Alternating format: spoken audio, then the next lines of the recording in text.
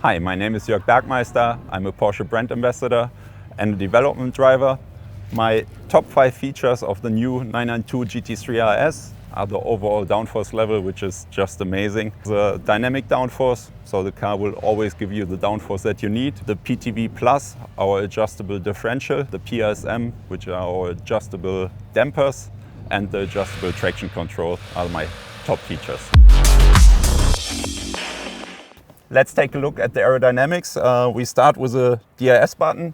Once you press it in track mode, the car switches to dynamic downforce, which means when you're on full throttle and the G-force is lower than 0.9 G, the wings will be flat automatically, so auto DRS.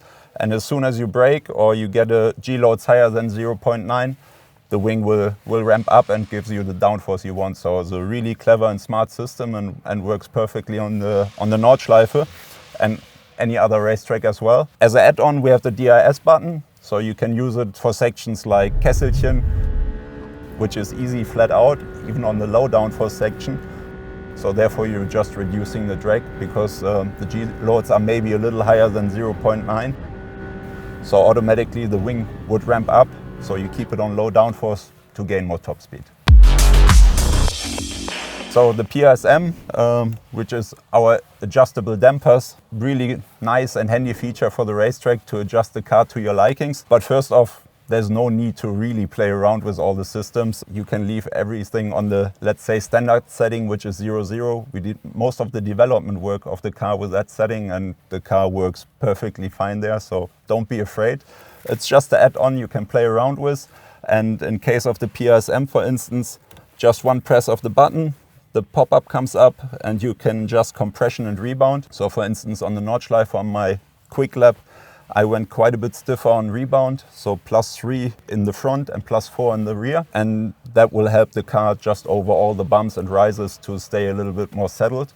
When I get to a new track like the Red Bull Ring here today, I usually do a couple of laps on 0-0 and just see how the baseline is. And if I'm happy with the car, obviously there's no need to change anything. But for instance, if I would have some understeer, I would probably try going a little softer on front compression. If it's on power, probably a little stiffer on front rebound. So that should help the front understeer as well. And that's a really handy tool to play around and really adjust the car to your liking.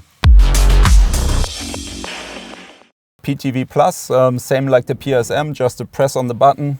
The pop-up comes up. You can adjust it on coast and power. Coast means the rolling phase or braking phase, so you're not on throttle. Adjustable from -4 to +4, just like the PRSM. On coast, basically, what you do if you go up on the number, the rear differential or the differential gets more lock, which will result in a more stable rear under braking and which will ultimately help you to carry more speed into the corner. The downside, or let's say the maximum, is when you start to have too much understeer. Then you want to go down on the number. If the car is already really understeery on entry and you can't turn in, just open it up. And usually if you go to -4, you can really play around with it and also do some nice drifts.